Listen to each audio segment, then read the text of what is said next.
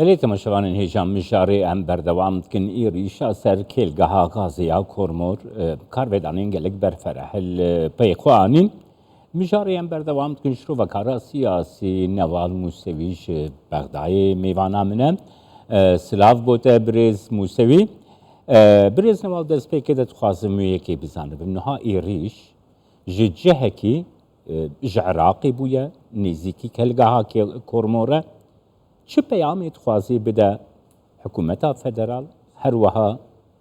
حريما كردستاني؟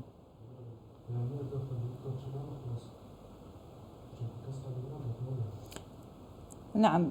تحية طيبة لحضرتك. والله الصلاة والإيوه بينراني كردستان مستشار زور سپاس بدنياییەوە ئەم بە ئامانزگرتنە جیاوازە لە هێرشەکانی پێشوو ئەوانەی کە ساڵانی ڕابردوو ڕوویداوە و ئامانزی کێڵگەی غازی کۆرمۆر بۆ چونکە پێشاتی نوێ لە گۆڕەپانی سیاسی هەن ڕێکەوتنی نێوان حکوومەتی فێدراڵی و حکوومەتی هەرێمی کوردستان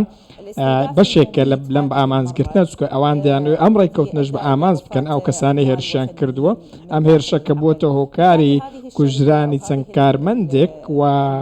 بۆیە ئامانزگرتنی کێڵگەی غازی کۆرمۆر ئەگەرچی ناوچەی دیکەشی هەیە ئەم کۆمپانیە لە شوێنی دیکەش لە عێراق کار دەکات لە دیالە لە باشووری عێراق لە پارێزگاکانی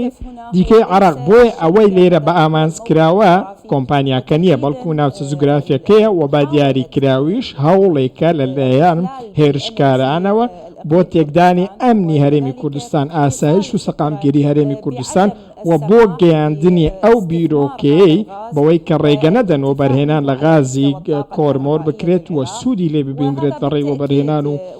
کارەباوە بە دنیاییەوە دوای ئەو تویتەی لەلایەن باڵۆزی ئەمریکا لە عێراق و باڵۆزی بەریتانیا لە عێراق کردیان هەردووکیان سەرکۆنەی ئەم هێرشیان کرد ئەمەش نیشانەی ئەوەیە شوێن پەنجەی نێودەوڵەتی بەسەر ئەم هێرشەوە هەن و ئەمە هێرشێکی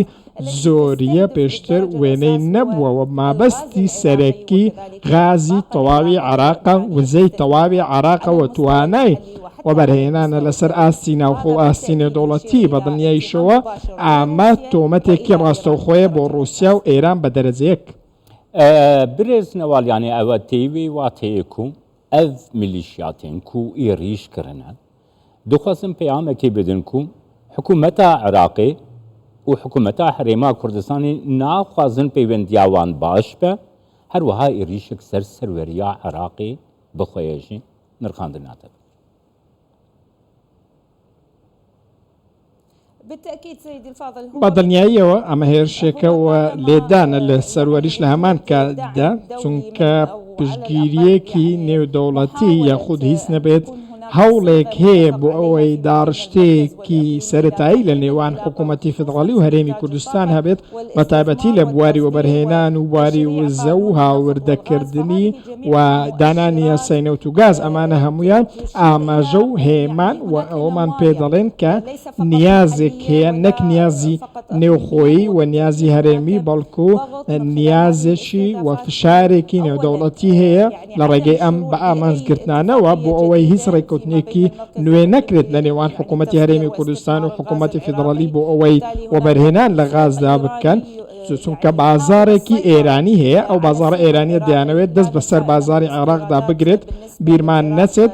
عێراق بەشی هەرە زۆری غازی خۆی لە ئێرانەوە دێنێت ئەمەش خاڵێکی ئابووری بەهێزی ئێرانە بۆیە ئێران ئەم شتا قبول ناکات و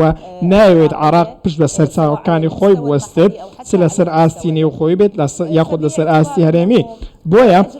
ئەگەر بێت و بیر لەوە بکەینەوە حکوومەتی فدراڵی لێک تێگەیشتنی باشی لەگەڵ حکوومەتی هەرێمی کوردستان هەیە و هەوڵوەها هەوڵی داوە ڕێککەوتنی نێودەوڵەتی نوێ ئاژوو بکات لەگەڵ ئەمریکا و تورکیا و لەگەڵ کۆمپانیەکانی وەبەرهێنان کۆمپانیای نوێ ئەوە بە دڵنیاییەوە لەوە تێدەگەین ئەمە هەوڵێکە بۆ تێکدانی ڕێککەوتنەکان و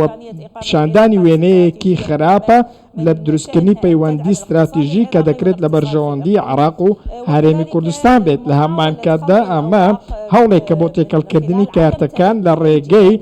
ئەوەی کە هیچ لایەنێک نەتوانێت بە تایبەتی میلیشیا و گروپە چەکدارەکان کە ئێستا سروشتی بە ئامانزگرتنەکانیان زۆر ڕوون و ئاشکرایە بە تایبەتی لە ڕێگەی بەدواداچوون بۆ شوێنی هەڵدانی فڕۆکە بێفڕۆکەوان و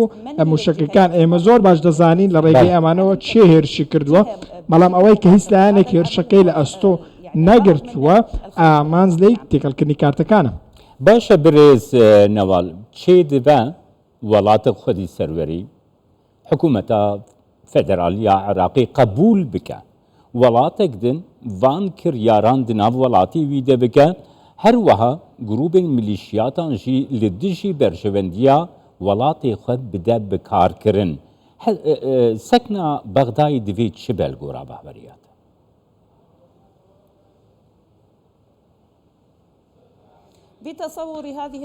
بە دیدگای من ئەم جارە جیاواز دەبێت کاردانەوە لەلایەن حکوومەتی فیدراالیەوە کاردانەوەیەکی دیکە دەبێت و هەروەها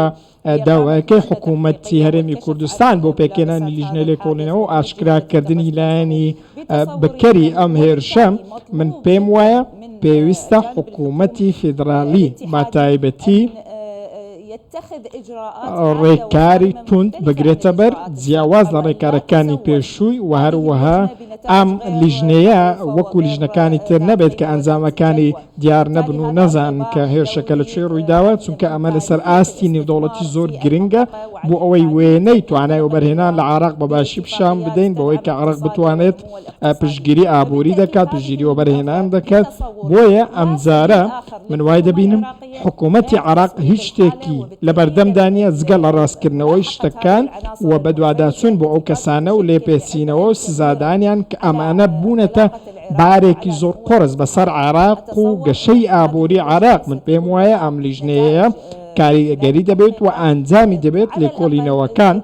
ئەگەر هیچ نەبێت ئەگەر لایەنەکانیش سزا نەدەن ئەوە بەدڵنیاییەوە کاری زیاتر دەبێت و ڕێکار نێوخۆیەکانیش تون دەکرێنەوە بە تایبەتی لەگەڵ لایەنە نێودەوڵەتیەکان لایەنە کاریگەرەکانی نێو عێراق بۆ ئەوەی بتوانن ڕێگری لەم گروپە چەکدارە لە یاسا دەرچەکان بکەن کە پەیوەندیان بە ئەجێندای دەرەوە هەیە و تاکە ئامانجیشان لێدانە لە هەستانەوەی ئابووری عێراق. بەڵێ یونامی ئەمریکا بریتانیا یەکیتیە ئەوروپا هەموو دبێژن و کردارین vê bûyera êrîşa ser Kormor divê werin sizadan. Helbestekî wisa ya Bexdayê dikarê peyamek bê ji bo grûpên milîşiyatan ku carek din nikaribin kiryarên wisa bikin birêznema?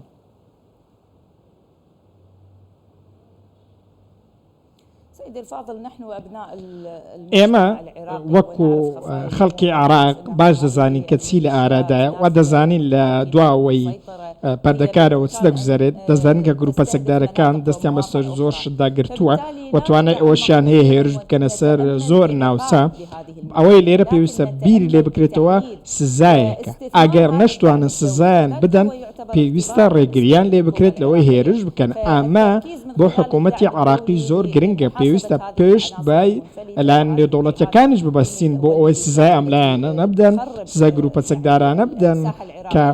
مەیدان و گۆڕەپانی عێراق تێک دەدەن و بارودۆخ و دیمەنی سیاسی دەشێوێنن دەبنەمای مەترسی بۆ سەر وەبەرهێنان ئەمانە پێویستە سزا بدرێن بەڵام پرسیار ئەوەیە ئایا حکوومەتی عێراق توانای سزادانی ئەمانەی هەیە من وای دەبینم بەهۆی دەسەڵاتی ئامان لە گۆڕپانی سیاسی عێراق حکوومەتی عێراق ناتوانێت سزایم بدە بەڵام دەتوانێت ڕێگریان لێ بکات و هێرشەکانیان کەم بکاتەوە. سپاس بۆتە برێز نەوال موسەوی شرۆڤەکارە سیاسیش بەغدایە گەلمە.